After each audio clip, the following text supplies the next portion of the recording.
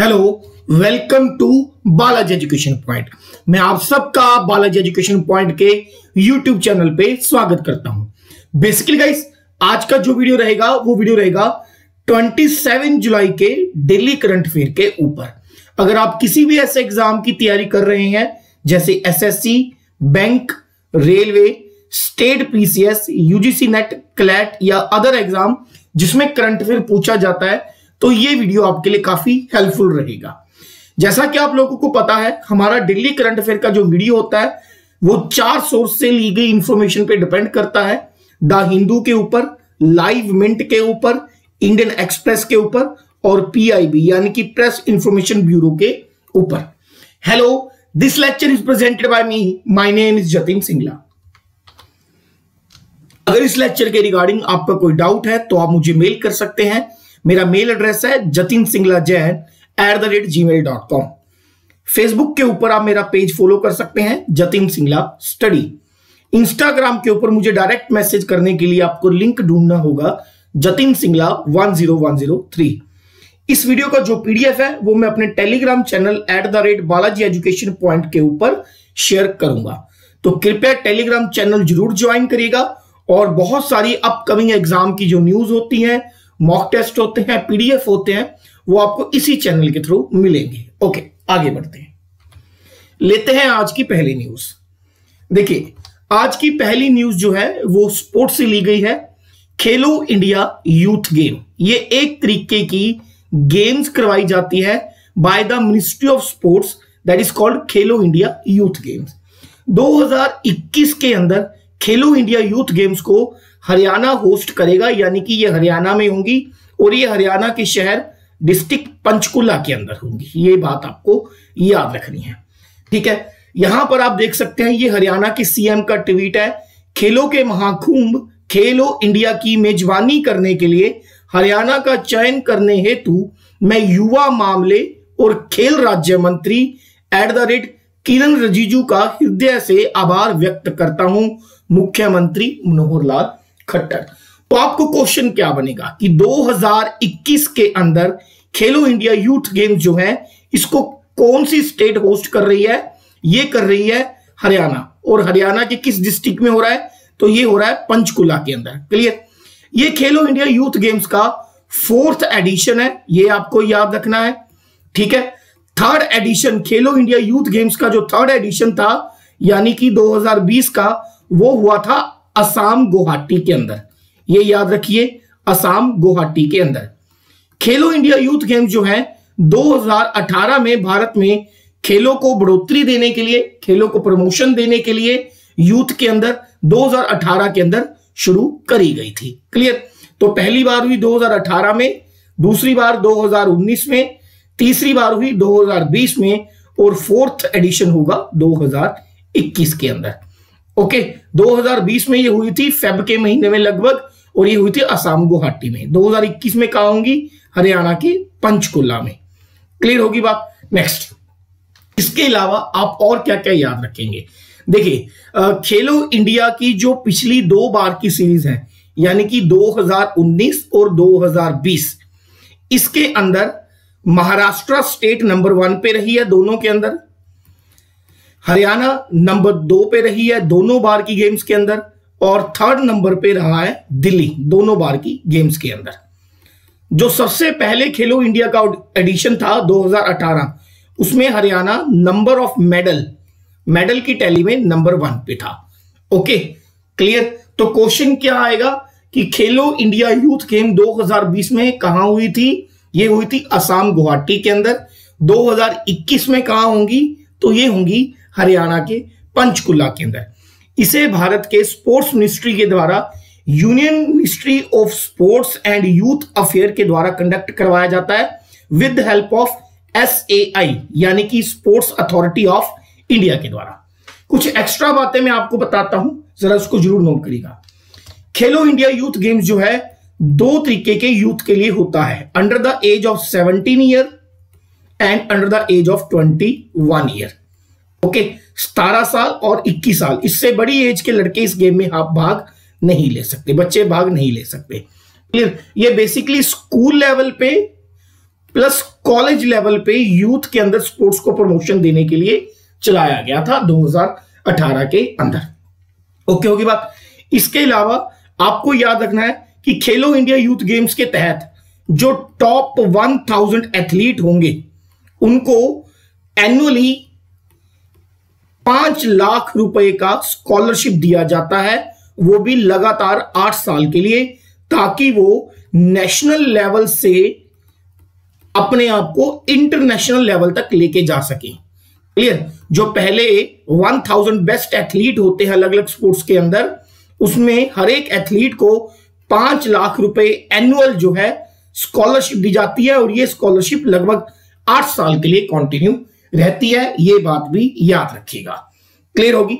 इसके अलावा कुछ और गेम्स के लिए रिलेटेड आपको मैं एक बात बताना चाहता हूं करंट अफेयर में। 4th Asian para games, 4th Asian para games ये होने वाली है, कंट्री है एक बहरीन, बहरान के अंदर।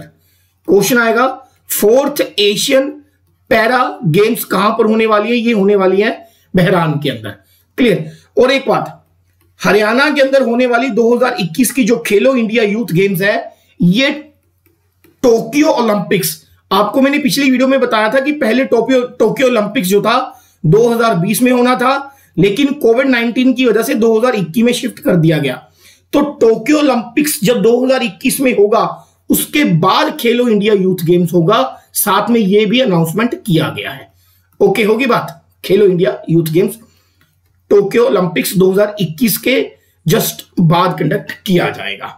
क्लियर। नेक्स्ट, इसके अलावा हमारे जो यूथ एंड स्पोर्ट्स मिनिस्टर हैं स्टेट, किरण रिजिजू, उन्होंने एक मोबाइल ऐप लॉन्च करी है जिसका नाम है that is called NADA, Nada mobile app. ठीक है। नाडा का मतलब क्या होता है? नाडा यानी कि national anti doping agency, national anti doping agency, जिसका हेडक्वार्टर आपको मिलेगा दिल्ली के अंदर। ओके। ये बेसिकली हमारे जो स्पोर्ट्स प्लेयर होते हैं उनको कौन सी मेडिसिन लेनी चाहिए, कौन सी मेडिसिन नहीं लेनी चाहिए, वो एंटी डोपिंग का जो टेस्ट है, एंटी डोपिंग जो टेस्ट होता है, उसमें किस तरीके से अपने आप को बचा सकते हैं। क्लियर। इन चीजों के बारे में जानकारी दी जाती है नाडा मोबाइल ऐप के अंदर। इसी की तर्ज पे एक हमारी IOC है, इंटरनेशनल ओलंपिक कमेटी। ठीक है। IOC के तहत एक संस्था काम करती है called WADA, world anti doping agency, जिसका हेडक्वार्टर आपको मॉन्ट्रियल कनाडा में मिलेगा। Montreal Canada. आप ये समझ लीजिए, जब भी कोई प्लेयर ओलंपिक्स गेम में पार्टिसिपेट करता है तो पहले उसका डोप टेस्ट होता है, और वो डोप टेस्ट कौन करता है? WADA, world anti doping agency, Montreal Canada. उसी तरीके से हमारी जो नेशनल स्पोर्ट्स होती है उनमें भी डोप टेस्ट होता है। ठीक है, कि किसी ने कोई ड्रग तो नहीं लिया अपनी फिजिकल स्ट्रेंथ को बढ़ाने के लिए, तो वो डोप टेस्ट किसके द्वारा किया जाता है? नाडा के द्वारा किया जाता है, नेशनल एंटी डोपिंग एजेंसी। ये कुछ एक्स्ट्रा बातें हैं जो आपको हर हाल में याद रखनी है। आगे बढ़ते हैं जी। क्वेश्चन पूछा गया है, when is the Kargil Vijay दिवस ऑब्जर्व्ड? देखिए, इंडिया ने पाकिस्तान के साथ लगभग मेजर 3 लड़ाइयां लड़ी हैं। एक तो लड़ी है 1965 के अंदर, एक लड़ी है 1971-72 के अंदर, और एक लड़ी है 1999 के अंदर। और ये वाली जो बैटल थी third, this is known as Kargil battle. Kargil की पहाड़ियों पे पाकिस्तानी इंट्रूडर्स आ गए थे। इंट्रूडर्स का मतलब क्या होता है कि भाई जिन्होंने एक लॉ का उल्लंघना करी हो और चोरी छिपे घुस आए हो, इंट्रूडर आ गए थे। उनको भगाने के लिए हमने एक ऑपरेशन चलाया था जिसका नाम था ऑपरेशन विजय। तो उसी के नाम पर पड़ा है कारगिल विजय दिवस। और ये 26 जुलाई को हम लोग ये युद्ध जीते थे कारगिल का, इसलिए हर साल 26 जुलाई को कारगिल विजय दिवस सेलिब्रेट किया जाता है। ओके, तो ये 21st एडिशन है। ठीक है, 21st एडिशन है कारगिल विजय दिवस का। Kargil Vijay Diwas is celebrated every year on 26 July since 1999 to marks India's victory over Pakistan in the Kargil conflict. The day is dedicate to our Kargil wars hero and is named after the successful operation Vijay. Clear होगी बात? Okay, next. इसके अलावा अभी कुछ time पहले मैंने एक video डाली थी जिसमें मैंने डिफेंस के लास्ट के 6 महीनों के करंट अफेयर कवर किए हैं। उसमें भी आप देख सकते हो मैंने कारगिल युद्ध के बारे में डिटेल में डिस्कशन करी है। ठीक है, डिस्क्रिप्शन बॉक्स में आपको उसका लिंक मिल जाएगा। नेक्स्ट क्वेश्चन में हमसे पूछा गया है, who has been appointed as new governor of Madhya Pradesh on additional charge following the demise of the Lalji Tandon. अगर आप डेली करंट अफेयर की वीडियो देखते हो तो मैंने आपको बताया था कि हाल ही में मध्य प्रदेश के जो गवर्नर थे लालजी टंडन, उनकी डेथ हो गई है। क्लियर? तो लालजी टंडन की डेथ होने की वजह से जो मध्य प्रदेश की गवर्नर हैं, अब वो उनकी पोस्ट खाली थी, तो अब उनकी जगह ली है आनंदीबेन पटेल ने। आनंदीबेन पटेल ने। और एडिशनल चार्ज का मतलब क्या है? आनंदीबेन पटेल ऑलरेडी गवर्नर हैं यूपी की, उत्तर प्रदेश की। अब इन्हें एक्स्ट्रा यानी कि एडिशनल चार्ज दे दिया गया है। किसका? मध्य प्रदेश का। तो क्वेश्चन क्या बनेगा? हाल ही में मध्य प्रदेश का एडिशनल चार्ज किसे दिया गया है? गवर्नरशिप का आनंदीबेन पटेल को। और इससे पहले वो कहां की गवर्नर थी? मध्य प्रदेश की। आनंदीबेन पटेल पहले गुजरात की कुछ समय के लिए सीएम यानी कि चीफ मिनिस्टर भी रह चुकी हैं। ओके, इसके अलावा कुछ एक्स्ट्रा बातें आप क्या याद रखेंगे? इसका आंसर आएगा डी, आनंदीबेन पटेल। कुछ एक्स्ट्रा बातें आप क्या याद रखेंगे कि जो गवर्नर की पोस्ट है हमारे कॉन्स्टिट्यूशन के अंदर, वो गवर्नमेंट ऑफ इंडिया एक्ट 1935 के तहत ली गई है। आप मुझे जरा कमेंट बॉक्स में लिख के बताइएगा कि भारत के संविधान के अकॉर्डिंग एक पर्सन एक टाइम पे कितनी स्टेट का गवर्नर रह सकता है? क्लियर? एक पर्सन एक टाइम पे कितनी स्टेट का गवर्नर रह सकता है, यानी कि कितनी स्टेट्स का उनको एडिशनल चार्ज मिल सकता है। क्लियर होगी जी बात? तो इस स्लाइड से हमने क्या सीखा कि मध्य प्रदेश के नई गवर्नर बनी है जिनका नाम है आनंदीबेन पटेल, और ये एडिशनल चार्ज मिला है इन्हें मध्य प्रदेश का। इससे पहले ये उत्तर प्रदेश की भी गवर्नर है। क्यों? क्योंकि मध्य प्रदेश के जो गवर्नर थे लालजी टंडन, उनका हाल ही में देहांत हुआ है। नेक्स्ट।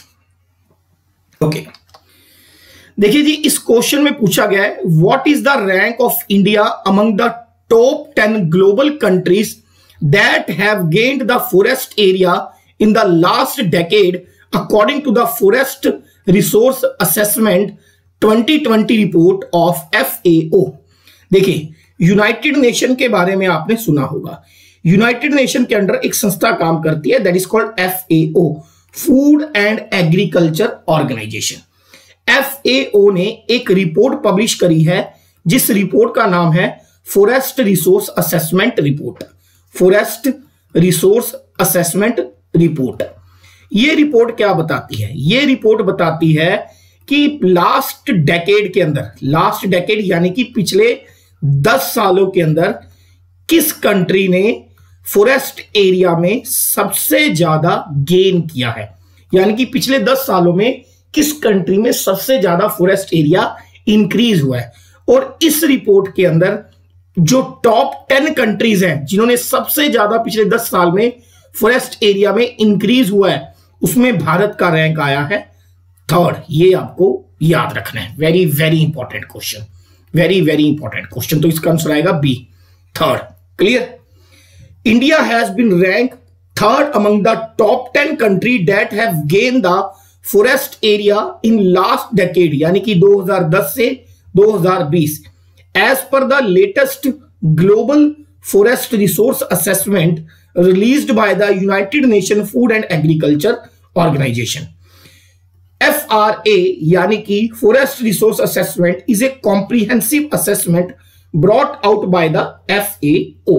बस सिंपली आपको ये आएगा कि हाल ही में फूड एंड एग्रीकल्चर ने फॉरेस्ट रिसोर्स असेसमेंट नाम से एक रिपोर्ट पब्लिश करी है जिसमें बताया गया है कि ग्लोबल वो टॉप 10 कंट्रीज जिन्होंने सबसे ज्यादा एरिया गेन किया है फॉरेस्ट के अंदर, उसमें भारत का स्थान कौन सा है? 3रा।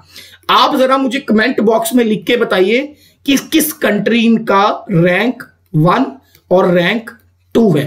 जिसने सबसे ज्यादा फॉरेस्ट रिपोर्ट में गेन किया है। क्लियर जी, आगे बढ़ते हैं।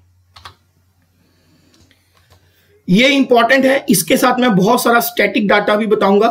Waterways usages charges waived for 3 year.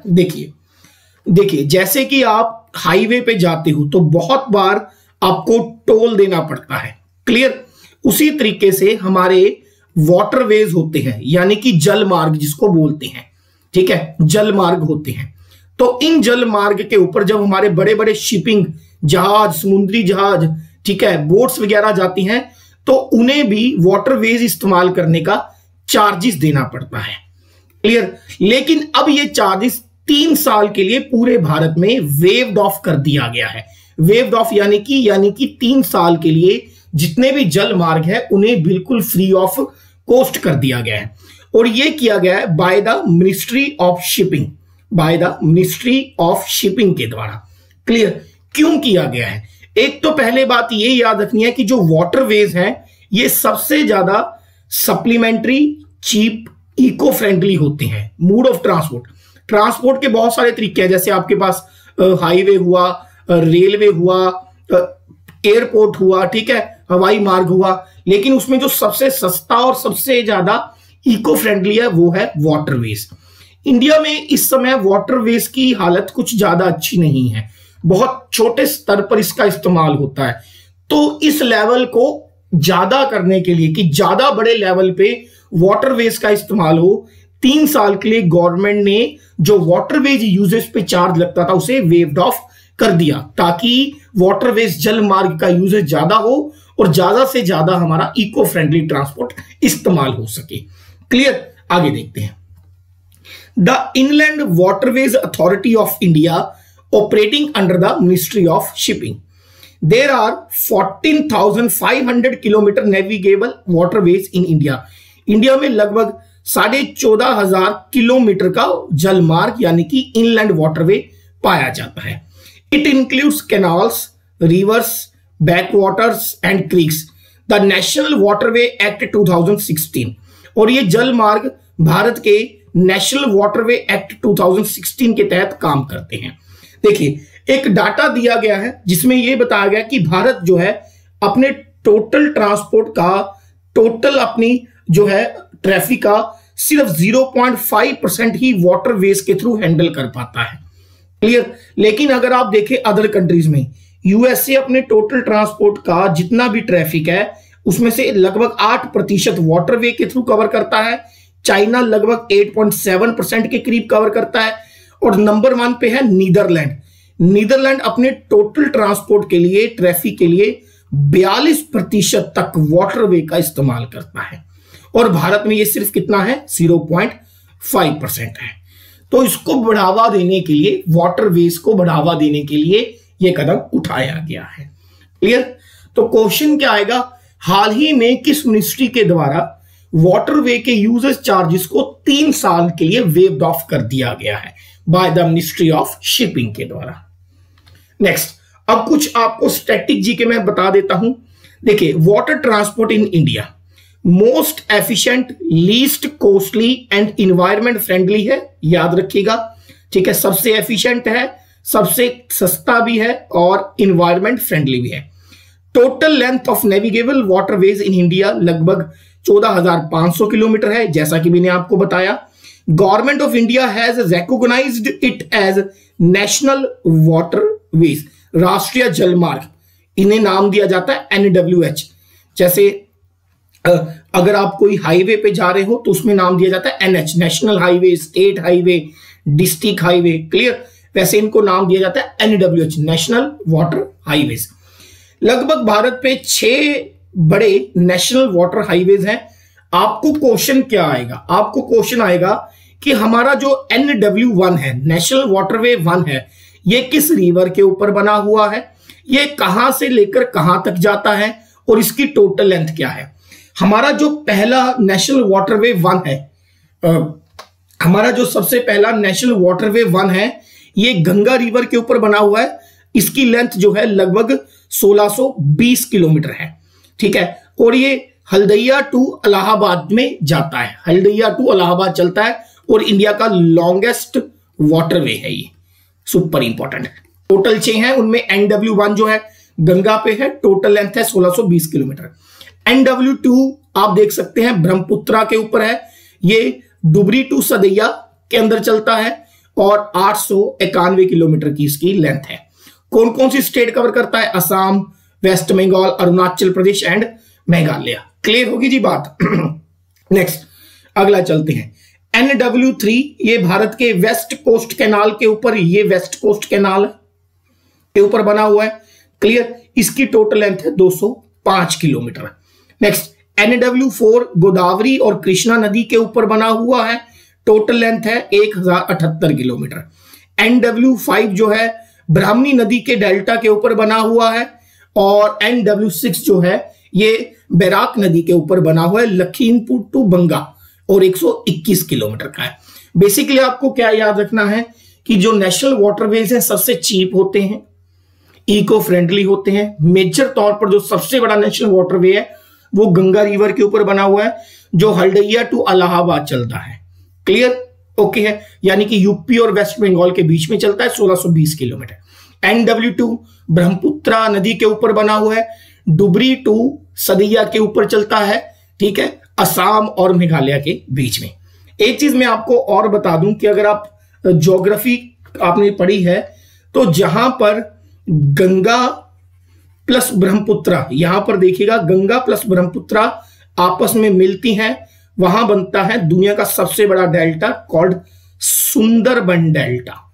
Sundarban delta important है। क्लियर, नेक्स्ट आगे बढ़ते हैं। अब इन हमारे पास जो नेशनल वाटरवेज हैं इनके लिए हमें किसकी जरूरत होती है? पोर्ट्स की, यानी कि बंदरगाह की, तभी ट्रेड करेंगे ना, एक जगह से माल उठाएंगे दूसरी जगह पर छोड़ेंगे। पोर्ट्स 3 तरीके के होते हैं, मेजर पोर्ट्स, माइनर पोर्ट्स और इंटरमीडिएट। अगर इन तीनों को मिला दिया जाए तो लगभग भारत में 200 या उससे ज्यादा पोर्ट्स पाए जाते हैं। आपके पेपर के लिए इंपॉर्टेंट है मेजर पोर्ट्स, बड़ी बंदरगाहें। भारत के अंदर लगभग 13 पोर्ट्स को मेजर पोर्ट्स का जो है कैटेगरी में रखा गया है। कौन कौन से हैं वो देख लेते हैं। इनकी लोकेशन याद रखिएगा, एक बार मैं आपको सारे बता देता हूं, लेकिन जो सबसे जरूरी है उनमें सबसे पहले है कांडला, ये गुजरात के अंदर है, ओके, जिसे ऑफस्प्रिंग ऑफ पार्टीशन भी बोलते हैं, offspring of partition, offspring of partition भी बोला जाता है। इसके अलावा जवाहरलाल नेहरू पोर्ट, जिसे इसके पास ही है नवा शेवा पोर्ट, महाराष्ट्र मुंबई के अंदर, ओके। इसके अलावा आपको याद रखना है चेन्नई एंड इनोर पोर्ट जो तमिलनाडु के अंदर है, ठीक है। इसके अलावा एक आपको याद रखना है पैराडीप या प्रदीप पोर्ट जो उड़ीसा के अंदर है। इसके अलावा विशाखापट्टनम आंध्र प्रदेश में है, कोच्चि एंड कोल्लम ये आपके केरला के अंदर है, मैंगलोर ये आपका आंध्र प्रदेश के अंदर आता है, सॉरी कर्नाटका के अंदर आता है मैंगलोर, और मोरमुगांव ये आपका गोवा के अंदर आता है। क्लियर, मेजर कौन कौन से याद रखने हैं मैं लिख देता हूं। 1 कांडला गुजरात के अंदर, ओके, ये जरूरी है याद रखना। नंबर 2 पैराडीप उड़ीसा के अंदर, ये भी जरूरी है याद रखना। और एक आपको याद रखना है नवा शेवा, नवा शेवा, ये तो 3 तो पक्के याद रखने हैं, ठीक है। और ये आता है मुंबई महाराष्ट्र, ओके। एक और याद रखना है तो इनौर रख लो, बस ये 4 तो पक्के याद रखो, इनौर तमिलनाडु। क्लियर होगी बात, आगे बढ़ते हैं। इस क्वेश्चन में बताया गया है कि दुनिया का world's first electrified double stack container tunnel. देखिए डबल स्टैक, स्टैक का मतलब होता है ढेर, यहां से आपको समझ में आएगा। ज्यादातर आप ट्रेन देखते हैं जो हमारी मालगाड़ी होती है कि उनके एक पटल के ऊपर एक पटल नहीं होता, यानी कि एक डिब्बे के ऊपर एक डिब्बा नहीं होता, कंटेनर के ऊपर कंटेनर नहीं होता। लेकिन वर्ल्ड की पहली ऐसी टनल जो ऐसी ट्रेन को हैंडल कर पाएगी जिसपे एक टनल के ऊपर एक स्टैक के ऊपर दूसरा स्टैक है, और पूछा गया है कि ये कहां बनने वाली है। ये इंडिया के हरियाणा में बनने वाली है। World's first electrified double stack container tunnel ये बनने वाली है इंडिया के हरियाणा के अंदर। Very very important. The Indian railway is constructing world's first electrified double stack container tunnel. ये टनल देखिए थोड़ी सी ज्यादा ऊंचाई पे होती है, ज्यादा चौड़ी, लंबी चौड़ी ज्यादा होती है, क्योंकि इसको डबल कंटेनर वाली टनल इसलिए बोलते हैं क्योंकि ये डबल कंटेनर को एक साथ हैंडल कर सकती है। Clear. Between the Aravalli hills, Haryana के अरावली हिल्स से शुरू होगी और इसकी टोटल लंबाई होगी 1 किलोमीटर। हरियाणा का एक शहर है कोल्ड सुहाना, ठीक है, ये वहां तक जाएगी, वो इसका मेन सेंटर होगा। क्लियर। और इसकी स्पीड जो है लगभग 100 किलोमीटर पर आवर की स्पीड से ये चलेगी। इसको बनाने का जो श्रेय है वो जाता है dedicate freight corridor corporation of India. India में डेडिकेट फ्राइट कॉरिडोर 2 हैं, एक है वेस्ट डेडिकेट फ्राइट कॉरिडोर और एक है east dedicate freight corridor. Clear. ज्यादा जानकारी के लिए आप मेरी ज्योग्राफी की वीडियोस देख सकते हैं, उस पे बच्चों मैंने रेलवे का, ठीक है, पोर्ट्स का डिटेल में पूरा एनालिसिस करके बताया हुआ है। नेक्स्ट अगला है, प्राइम मिनिस्टर नरेंद्र मोदी आज लॉन्च करेंगे हाई थ्रूपुट कोविड-19 टेस्टिंग फैसिलिटी। देखिए थ्रूपुट क्या होता है, थ्रूपुट का मतलब क्या होता है, मान लीजिए ये कोई सिस्टम है, इसमें सबसे पहले आप इनपुट देते हो और उसके बाद वो क्या देता है, आउटपुट देता है। इसी तरीके से कोविड-19 की टेस्टिंग की मशीन है, आप पहले सैंपल डालते हो और कुछ टाइम बाद उसका आउटपुट रिजल्ट आता है कि पेशेंट पॉजिटिव है या नेगेटिव है। क्लियर। तो ये वाला जो बीच का समय होता है इसको बोलते हैं थ्रूपुट। जितना थ्रूपुट हाई होगा इसका मतलब है आउटपुट उतनी जल्दी आएगी, उतनी फास्ट आएगी। क्लियर। तो प्राइम मिनिस्टर नरेंद्र मोदी एक हाई थ्रूपुट कोविड-19 टेस्टिंग फैसिलिटी को लॉन्च करने वाले हैं और ये टेस्टिंग फैसिलिटी इंडिया में 3 ही जगह पर होगी। ICMR यानी कि national institute of cancer prevention and research Noida, ICMR यानी कि national institute for research in reproductive health Mumbai and ICMR national institute of cholera and enteric diseases Kolkata. इन 3 ही जगह पर ये हाई थ्रूपुट कोविड-19 टेस्टिंग फैसिलिटी रखी जाएगी, जिसके तहत एक दिन में जगह पर 10,000 से ज्यादा सैंपल, लगभग 10,000 सैंपल जो है लिए जा सकते हैं। ठीक है जी, ये थी आज की करंट न्यूज। आपको वीडियो कैसे लगी बताते रहिएगा, ठीक है, फीडबैक देते रहिएगा। Till then thank you so much.